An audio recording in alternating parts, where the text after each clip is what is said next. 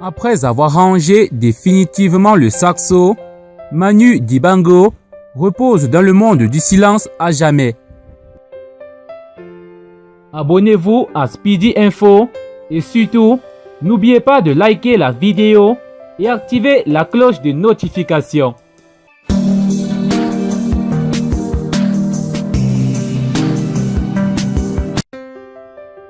L'auteur de la célèbre chanson Soul Makossa, reprise par des sommités de la musique américaine, à savoir Michael Jackson, Rihanna et Beyoncé, est décédé le 24 mars 2020.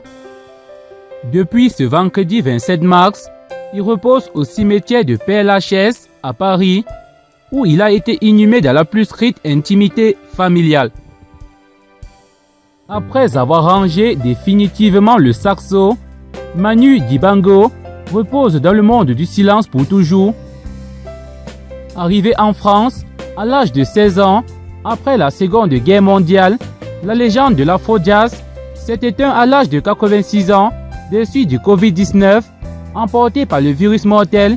Le saxophoniste camerounais, un géant de la musique mondiale, a été conduit à sa dernière demeure dans un silence qui contraste avec la chaude ambiance du monde de la musique dans lequel il a vécu pendant plus d'une soixantaine d'années.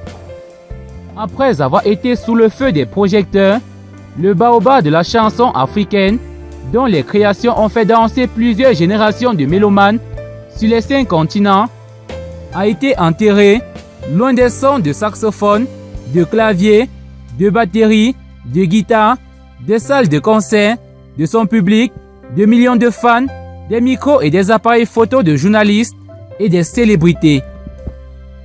Il ne pouvait en être autrement, puisqu'après avoir été dépisté positif au coronavirus, l'immense saxophoniste, qui est l'une des premières célébrités à succomber à la maladie, avait demandé à ses fans de respecter son intimité. C'est donc fort logique que son corps a été mis en terre dans la plus stricte intimité familiale vendredi dernier à Paris. Après s'être produit sur les plus grandes scènes du monde, notamment en France, en Belgique, aux États-Unis, en Amérique latine, en Côte d'Ivoire, où il a dirigé l'orchestre de la radiodiffusion télévision ivoirienne, RTI, l'apôtre du dialogue musical avec les artistes d'Afrique, ce chanteur engagé qui a dénoncé le racisme, l'apartheid, combattu les injustices, avec les notes de son saxophone, est parti dans la plus grande discrétion qui caractérise les grands hommes. Inhumation de Manu Dibango, les adieux de sa famille au cimetière du Père-Lachaise.